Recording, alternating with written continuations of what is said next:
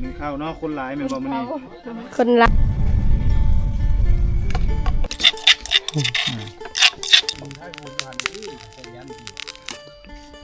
โอ้ไอ้สุก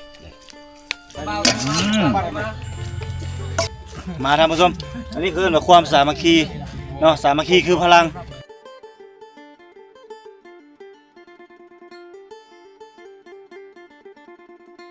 โอเคพี่น้อง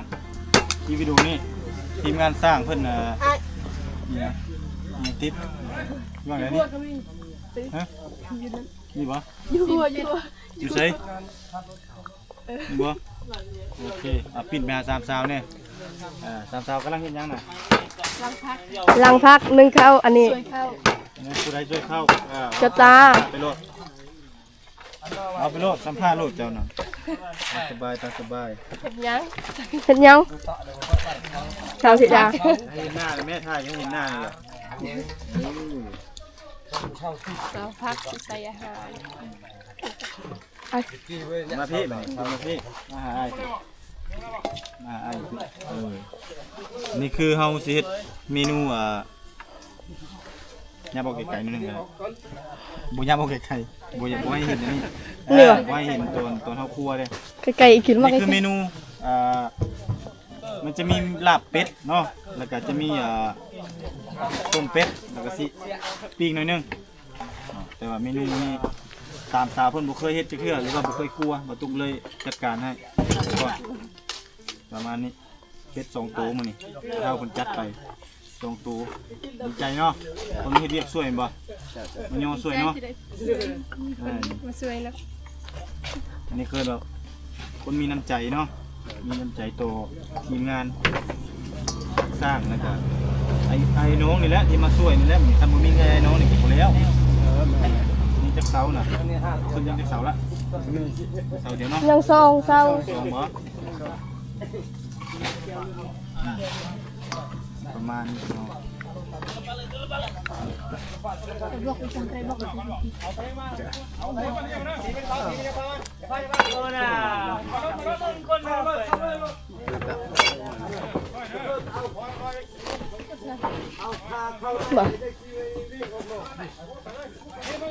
ไปสัมภาษณ์ไปทางพูดอันนั้นก็เจ้ากำลังเฮ็ดเฮือนไปนี่กำลังจะโยเฮือนโยเสาเฮือนให้น้องมาหาพี่ผู้สาวเนมเบิ้งนี่กำลังช่วยไอ้ตุ๊กแต่ว่าพูดปิ่นบาปิ่นไปหาพี่ดานะเจ้านั่นนี่มาช่วยติ๊กนี่ยังพร้อมพักมันบ่โดยต้มขาล้างขานี่มาล้างขาล้างมือหัวขาล้างหัวขาเอามาหานั่นพี่หาแก้วตากำลังเหี่ยแก้วตาเห็นยังเราสิดึงข้าวโตนึ่งข้าวเนาะคนหลายแม่นบ่มื้อนี้คนร้ายมาช่วยย่อเชาโดยสัมภาษณ์กันเองดีใจบ่ธิดาบ่เว้าแล้วดีใจแฮง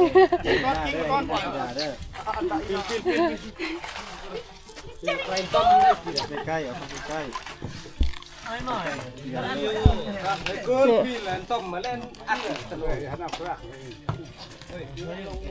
ชวนได้ธิดาเบา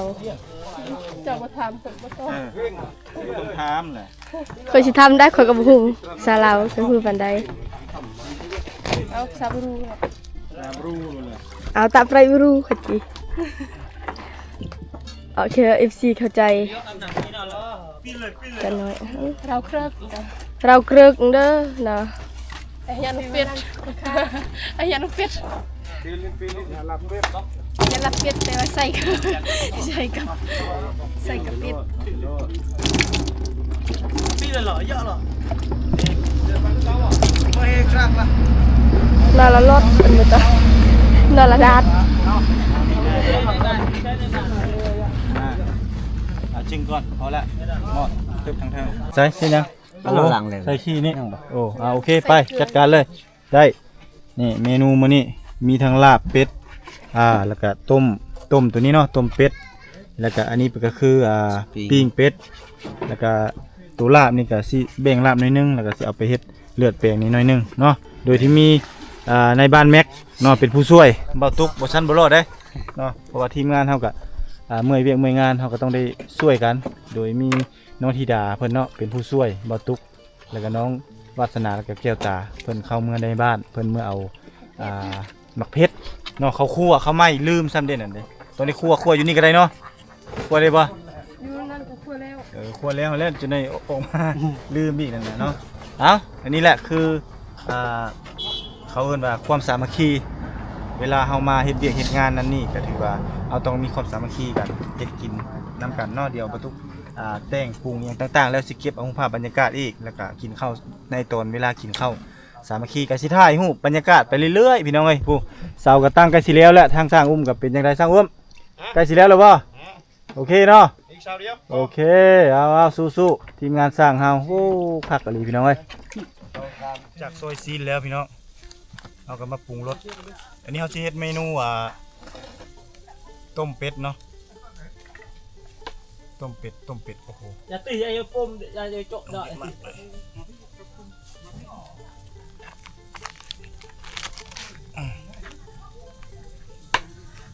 อย่าโจก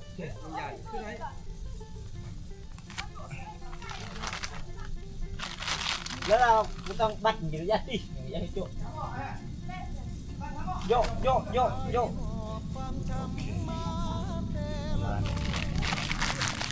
ใส่เครื่องปรุงไว้รอให้มันฟดฟดแล้วเดี๋ยวมาเป็ดมาทำไหมมาเลยเดี๋ยวคัดลงทีหลังอันนี้คือเป็ดเฮาเป็ด2โตมันนี่เนาะน้ำฟดแล้วก็เป็ดลงได้แต่ระหว่างที่เฮาเอาลงนี่มันจะบุคนมันเนาะมันเปื่อยตามสบาย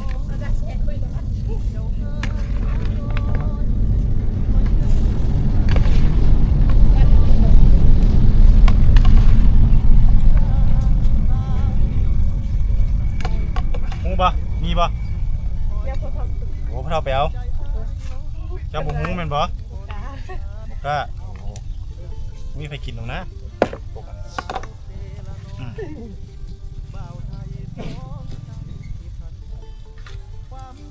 ใส่มันค่าข้าวมันบ่มีผักเด้อ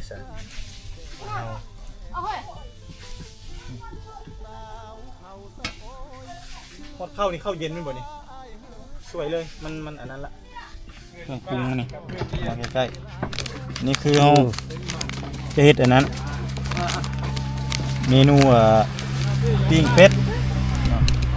มาปิ้งเป็ดเราก็ต้องตามเครื่องปรุงก่อน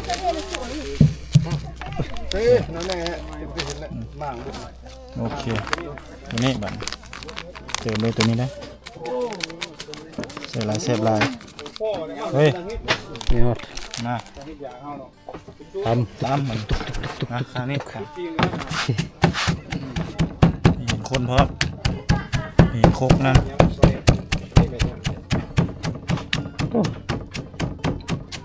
กินอะไรอยู่บ่โอ้ส่งมือเลยที่มึงกินมาดิเลยโอ้คนทานนี่ก็ไม่น้อยๆเนาะถ้ากินคนท่ากินได้เพราะว่าเพิ่นเมื่อยเด้ปกติแล้วเล่นงานมาตุกก็ต้องได้ช่วยมือเป็นผู้เฮ็ดเสบียงอาหารให้แม่ทัพเพิ่นเอาไปสู้รบเด้บ้าแล้วนี่คือเครื่องเอื้อเอามีบ่มีคู่เอาคู่ตัวนั้นมานี่คู่สีกับใส่คู่นั่นเลยมา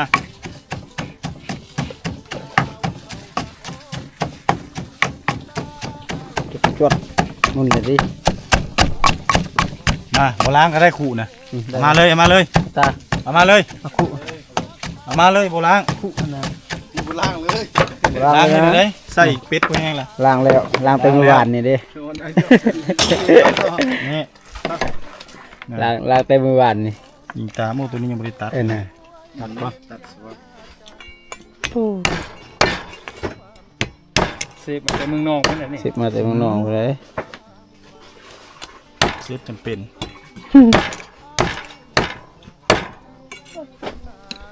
ตุ่มดิ บวงโอ้เอือบเป็ด ลาบเป็ด ลาบเป็ด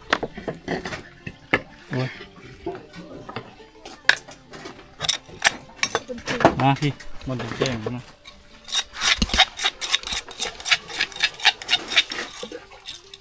นักเข้ามานี่เบิ่ง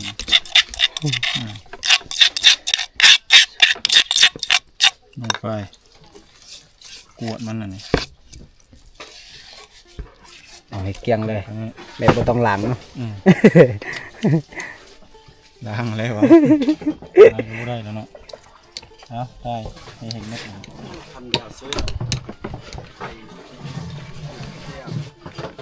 ตัวนี้เราลงตำลังเอาเนื่องจากว่ามันอันนั้นเด้ มันเป็นเหนียวๆเนาะ แม่น มันก็น่าจะใส่มือได้แบบนี้เลยปกตินี่มันต้อง เอามือ มีอันนั้น ทุกอย่างใส่ อย่างแล้วรวมทุกอย่างใส่เลยจักแซ่บบุแซ่บบุจักเด้อนี่เด้อซากคันไทยบุมักแล้วก็บุแซ่บ เค็มแน่นอนเนาะ ต้อง เค็ม เซฟ แน่ ดี นอน ๆผู้มัก อย่าเป่าแล้วจังเลยมันเย็นนะ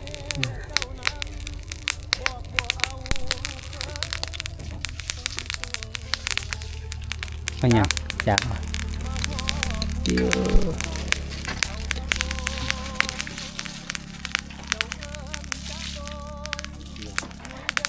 ลงไป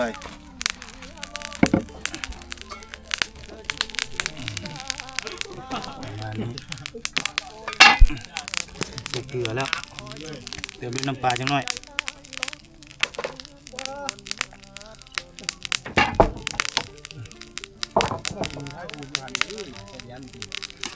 จริงๆต้องมีส้มใส่เนาะ นี่ ตัวนี้มันผสมไปเลยได้แล้วสำเร็จโอเค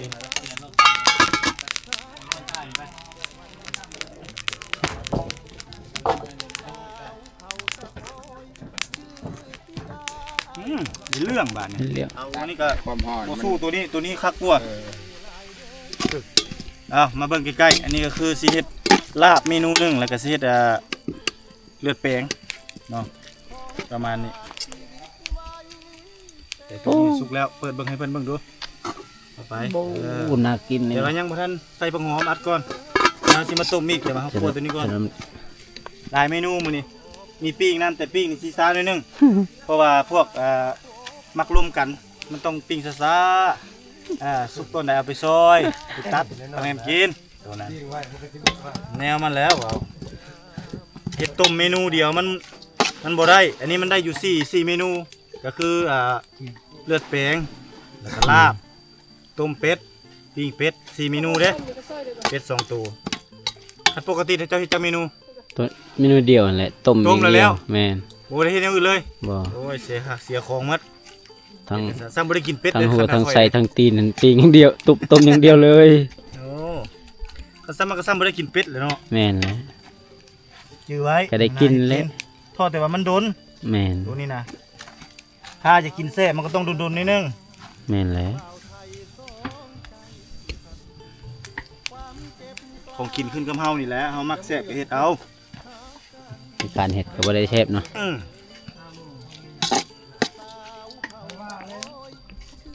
โอ้ได้สุกเลย ไปแล้ว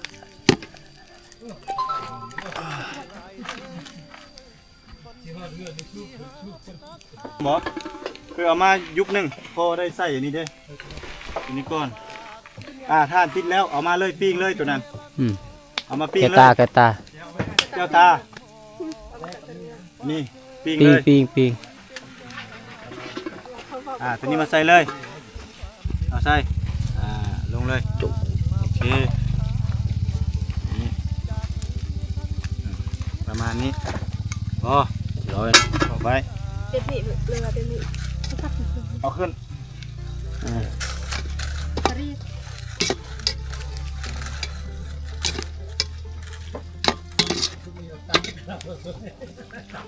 ยับมาใกล้ๆนี่ เมนูมื้อนี้เลือดแปลงอันนี้ก็คือเมนูลาบเป็ด ลาบเป็ด เนาะแต่ตัวนี้กำลังซอยหัวหอมซะอยู่เดี๋ยวว่าหอมแดงนี่เข้าใกล้บ่ได้เนาะ เสียบตามันจะเสียบตาได้ตัวนี้ได้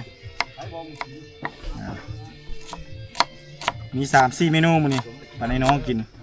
สลองมียังลงทางนั้นพึ่มเลยนะเบิ่งใกล้ๆนี่ ลงเลย เบิ่งจี้ตอนจังหวะซอยนี่ มันได้กินสบายตุ๊กแท้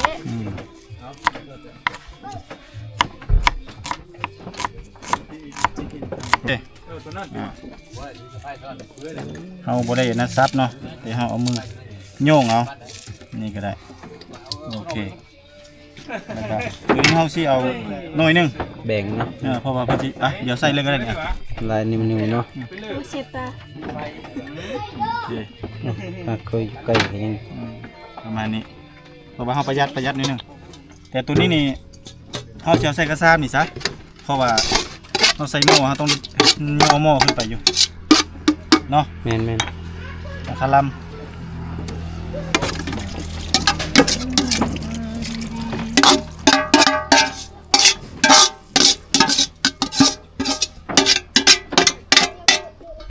ครับปกตินี่เฮ็ดให้แม่นิตากินอยู่เฮือนนี่เพิ่นติดใจ ได้ เด้ โบ นี่ แม่กันอาชีพละ เพิ่นมักนะมักฝีมือผัวเพิ่นเฮ็ดเพิ่นว่า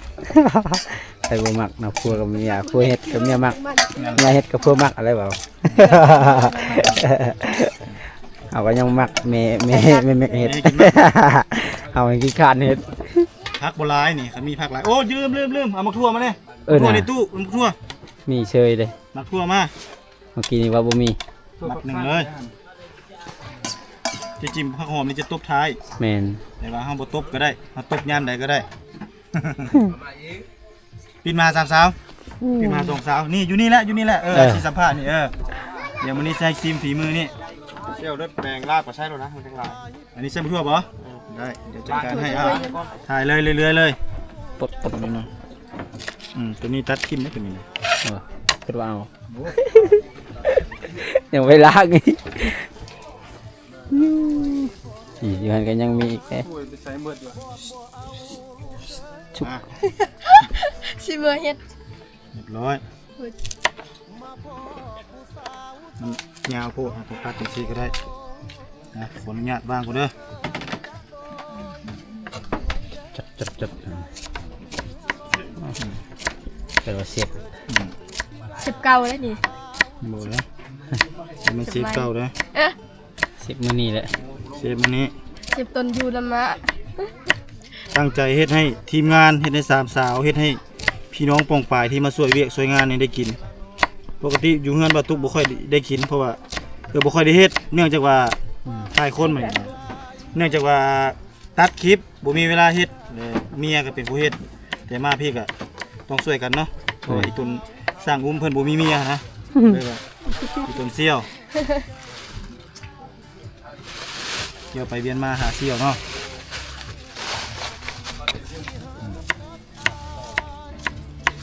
การที่เขาใส่หมกทั่วนี่ก็คือจะให้มันหลายเพราะว่าคนเขามันสมาชิกเขามันหลายเนาะปกติใส่หมกปีก็ได้ลาบเป็ดนี่อาหารขึ้นกับผู้มักเนาะ แม่น ปกติมีหมกเพชรน้อยๆน่ะหมกเพชรพริกขี้หนูคือเจ้าปลูกนะมีบ่ตัวนั้นใส่คักสุดใส่ลาบ นี่มันเผ็ดหั่นมันเบิดได้ดิ เบิดยามบ่ เบิดแล้ว ยังบ่ฮอดหายามให้ แม่ เนาะ น หายามให้แล้วได้แม่นบ่ โอ้คักเลยแม่ เด็กยังไปกันยังใกล้เต็มแล้ว เฮ็ดน้อยๆตัวนี้เนาะแต่เวลาซอยก็ต้องระวังมือเด้ ยำถึงมือ ไม่ได้สั่งจังจืดเนื้อแม่ ก็เบิ่งแล้วมันสุก ไปเบิ่งได้สุกหรือบ่นะโอ้จากสุกเลยได้น่ะได้ ชุกแล้วเลย มันละได้ตู้เลย เดี๋ยวคลุกลงไปโอเคแล้ว ปี สบายใจแล้วนี่ ตู้ แบบนี้ นี่เบิ่งปีเป็ดซีมมาจากต้นเนาะจัดการเลย3สาวให้ซีม ไอสิ โนบอลนี่ตัวนี้เนาะเอาเป้าเด้อ เปล่า ให้เกี่ยวตาบ่เอา ซิมเบิ่ง เกี่ยวตาซีม เป่าก่อนแหละเป่าปุ๊บ บ่นะบ่เป่านะมันเย็นจังนะ ยินอยู่ในปากฮอน ลองเบิ่งใส่บ่นี่คือบ่ใส่นี่ เอาก็ด้วมมา เป็นบ่แซ่บ ใช่บ่ ซิ ฮะ มโหลด พิม เดี๋ยวอันนี้เสียไว้ใส่ยังอยู่ นี่ไม่ได้ เป็นจังได๋ เสพ อ้าวยังบ่ทันเข้าปากทำแซ่บแล้ว ฮอดหากะฮอด เสพอีหลีถึกแล้วตามถึก เด้ ปา อก สิบ่เอาลองมาดูเอา จะเอาไปใส่นี่ อันนี้ก็ใส่ นี่ใส่ ถ้วยใส่หยังไว้ มีบ่ถ้วย คือตัวนี้ใส่หยัง ตัวเส้นเลือดเดี๋ยวไปนึงน้อยต้องได้ปิ้งแน่นี่โอ้ยบ่ยากบ่แม่นเรื่องยาก เอาลงเลยแม่ เอาไป ใส่ตัวใหม่ เองตัวนี้ใส่นี่เนาะเอาแม็กขออนุญาตเพราะว่าที่จริงมันบ่แม่นแนวมันหรอก แต่มันบ่มีเครื่องใส่เขาก็ใส่หมักถั่วตัวนี้เอาปกติมันต้องหมักถั่วดินเนาะ อ่า โอเคแทนหมักถั่วตัวนี้งงบ่สูตรบ่ตุกนี่จัดไปเลยนี่เบิ่งซีปิ้งเป็ดก่อนท่านผู้ชมเอ้ยนี่ขออนุญาตตากล้องเด้อขออนุญาตท่านผู้ชมลองซีเบิ่งฝีมือเจ้าของก่อน อืม ปกติมีแต่ให้คนอื่นให้ได้กินเอาลองมา เสพ นี่โอ้ สุดยอดโอเค ตะกล้องเป็นน้ำลายเลยเนาะ เรื่องเลยมาเมนูนี้จื้อไว้เดินในบ้านเด้อเวลาปิดหน้าขึ้นมาให้เห็นพร้อมไม่เห็นนี่พร้อมนี่โอเคจึงเวลาเค้กคนมาเวลาจะเฮ็ดกินในเค้ก1อย่าลืมเลือดเปลง2เลือดเปลงกับอันนี้นี่มันควบคู่กันเฮาซอยหลายๆโลดเครื่องในตับไตไส้พุงเอิกมัน อืม แล้วก็หนังซอยมุ่นๆแล้วเอามันเป็นนัวใส่อย่างเดียวแล้วไปค้างไฟให้มัน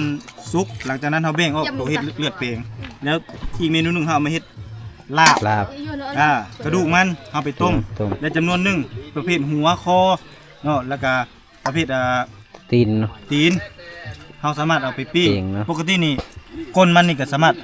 บียังบ่ได้ทานี่ปกติทาแล้วปิ้งอีกก็ได้เด้อ เอาละติทาบีก่อน มา ถึงตี นี่ นเนาะ นี่ล่ะมีแต่โลแต่เขาคั่วมากก็เรียบร้อยนี่ ชิมบ่ได้หั่นบ่ ลองชิมมาขออนุญาตเด้อ อ่า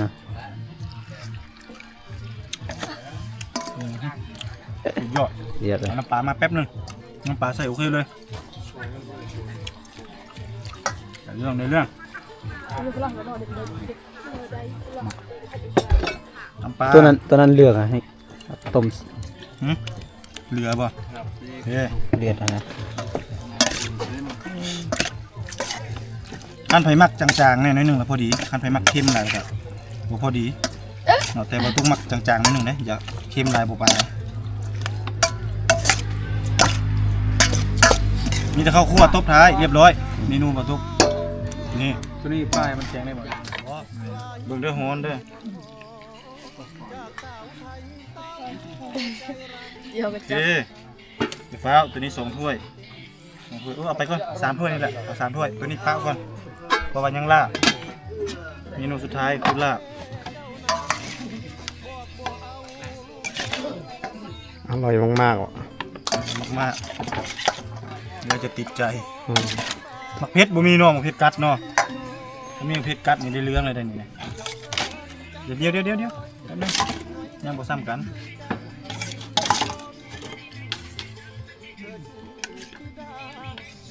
เมื่อที่คนนั้นนะคนนั้นนะ โอเคไปตัวนี้จังน้อยตื้มอีกตัวนี้ ประมาณ ให้มันแบบนั้นเลยประมาณนี้เนาะมาสร้างหุ้มเอากล้องมาเดี๋ยวไปกินมานี่อันนี้ปิ้งปลากับไปอันนั้นก็คือต้องมีผู้เฝ้าทำผู้เฝ้าเรียบร้อยจะเฝ้าบ่โอเคเอามาไปสามัคคีบ่นี่เลยมาพี่เลยเจ้าติบเข้ามัดได้บ่โอเคนี่แหละสามัคคีแล้วนี่อ้าวปิ้งปลาไปเข้ามาเลยย้ำมาพี่บ่เท่าย้ำมาอีกอีตุนอมาพี่ย้ำมาหลายๆจุดในทางด้านโบนั่น เอาไปทางนั้นก็ได้โอเคสูดไปนี่แหละความสามัคคีโอ้ขอบใจหายังมาอีกนี่ไหมอันนั้นน่ะมาพี่เจ้ายังมาทางนั้นดิยังมา เลี้ยงเขาได้ ใส่แนวข้าวๆน่ะเอามาได้ไหมเฮ้ยไปพร้อมเลยจังคักบ่วงได้พอกันอยู่บ่บ่วงนั่นบ่วงหมดส่วนเอ็ดเลยมาเด้อ ใส่ส้นนั่นดิมีแล้วบ่บ่วงนะ มีแล้ว เบียร์ในตู้ เอาไปแล้ว พ่ออยู่วะ คักค่อยมักในนี่แหละความสามัคคี มันไม่เจอเบียร์ตู้เบียร์ตู้แง่จ่ายมาให้เราช้าง ยับเข้าไปบัดนี้เจ้าบ่เฒ่ายับไปบัดนี้เอ้าแนวใดอีก ช่วยเพื่อนด้วยล่ะอันนั้นไปกิน เบียร์บ่ ด้วยเงินให้จ่า2คนนึง ติบข้าวตัวห้าดิฉัน เอามาเอาไปยายเลยนั่นแหละน้ำนี่มึงน่ะ เบียร์ฮ้อน ๆ บ่ทันได้ยืน มันเย็นบ่ทันเอาลงมือเลยได้กินเลยได้ฮะกินตามสบายจัดเลยค่อยบ่ยากค่อยนั่นคะแนนแม่น้องได้กิน โอ้ยอย่างเงี้ยด้วยนั่งไง แรงได้ด้วยเงิน เอาจ้า มันเงี้ยด้วยมันด้วยเอ้ย อันนี้คือความสามัคคีนี่แย่แต่การ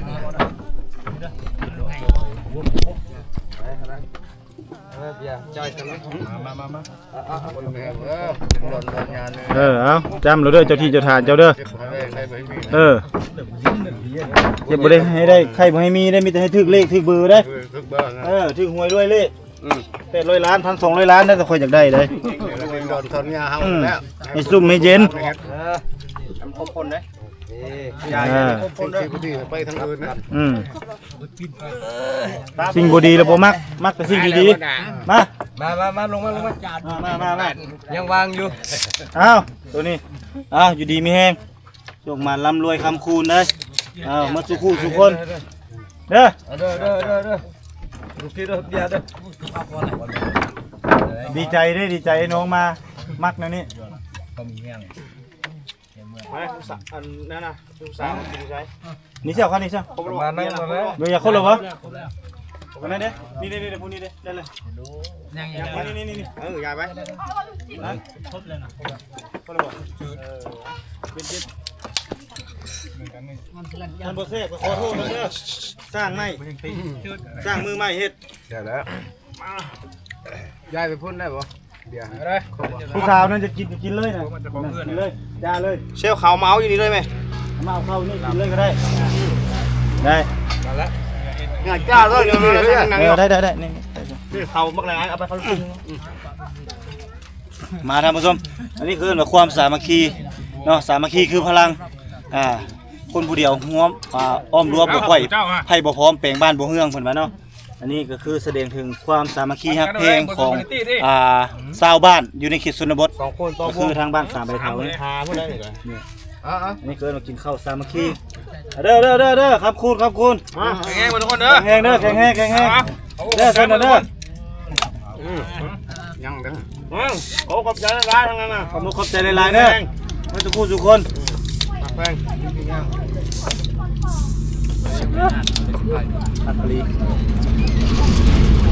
มีอันนั้นมีถ้วยอีกอันนึงบ่ตักอันต้มมาให้ตักก็ได้ตักต้มมาให้อ้ายก็ได้ที่นั่งนี่อันนึงไม่เขาเลยโอ้เอามาซะเอาปลานั้นมาเอาปลานั้นมาเขาจริงยังหมดเต็มเลยยังต้มไปนั่นปลาน่ะสิว่าสิเนาะหมูนี่จะกินปลาเอาไปทุกคนนะบ่นี่ทอกสินะเอาไปให้เขาตักต้มมาให้หน่อยนึง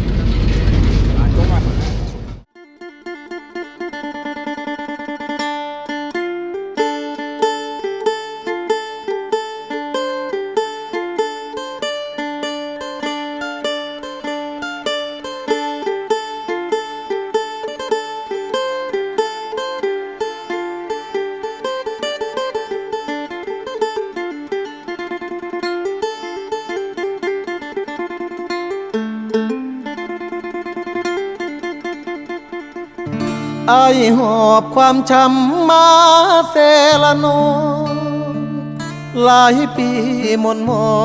งจากสาวไทยเศร้าใจรำพันนับเป็นเหตุเฮ็ดให้เฮาต้องพลาดจากกัน ด้วยพ่อแม่เจ้านั้นบอกบ่เอาลูกเคยคนจนมาพ่อผู้สาวชนเผ่าตะโอยเจ้าเอิ้นจะโดยง่อยเด้อชื่นใจเหลือล้นเธอชื่อธิดาสาวชนเผ่าตะโอยหน้ามนหอยิ้มจิ้มใจอ้ายล้นเหมือนนิมนต์มาจนละเมอสาวเซละนองบ่าวไทยสองใจพันผูกความเจ็บกลายเป็นความสุขหากันแต่วันแรกเจอสาวเผ่าตะโอยชื่อธิดาอ้ายหาเจ้าเด้อขอบใจหลายเด้อคนดีที่หาพักอายขอฝากชีวิตไว้เซละนองทุกความหม่นหมองฝากเธอช่วยเป็นยาใจขอบคุณความเจ็บที่นำพามาพบสามใบจากนี้ทั้งชีวิตอายมอบให้เจ้าสาวงามตะโอ